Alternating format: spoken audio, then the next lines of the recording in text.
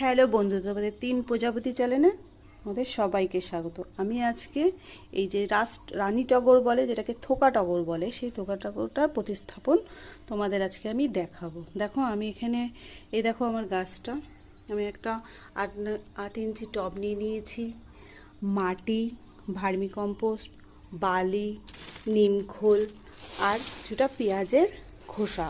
এটা আমি ড্রেন সিস্টেমটাকেও ঠিক করার জন্য এটাও কিছুটা কুচি পাথরও নিয়ে নিয়েছি।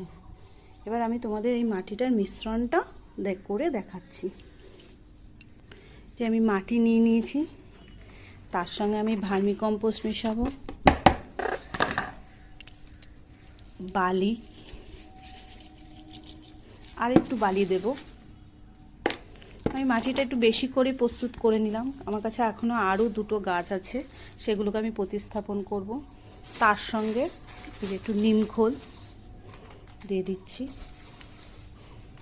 এখন যা বর্ষাকাল, তাতে পোকামাকড়ের খুব উৎপাত, তার জন্য একটু নিমখোল দিলে মাটিটাও ভালো থাকবে। এবার মাটিটাকে আমি ভালো করে মিক্সড করে নেব। তোমরা কিন্তু খুব ভালো করে এটাকে মিক্স করবে। হ্যাঁ,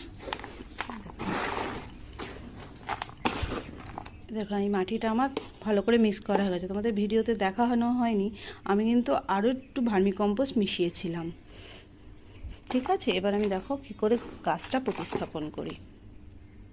প্রথমে টবটাকে নেবে, নিয়ে ওর ড্রেন সিস্টেমটাকে ঠিকঠাক করে দেবে, তাতে জল দাঁড়াতে না পারে।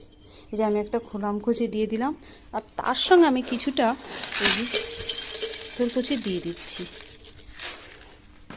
যাতে জল দাঁড়াতে না পারে। জল দাঁড়ালে কী হবে, গোড়া পচে যাবে আর গাছটাও মরে যাবে। ঠিক আছে, এর নিচে কিছুটা আমি পেঁয়াজের খোসা দিয়ে দিলাম, তারপরে মাটি।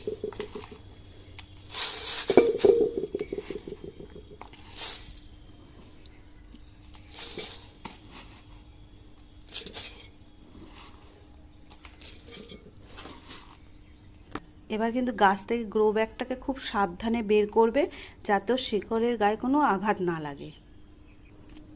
এ দেখো আমি গ্রো ব্যাগ থেকে কিন্তু আমার এই গাছটাকে আমি বের করে ফেলেছি।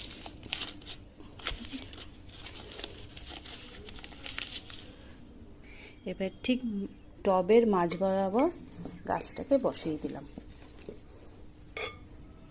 এবার চারি সাইডে এর মাটি দিয়ে দেবো আমি। চারি সাইডে সুন্দর করে মাটিটা দিয়ে দিলাম। আমি 2 ইঞ্চির মতন কিন্তু কিছুটা ফাঁকা রেখেছি টবের, এই দেখো।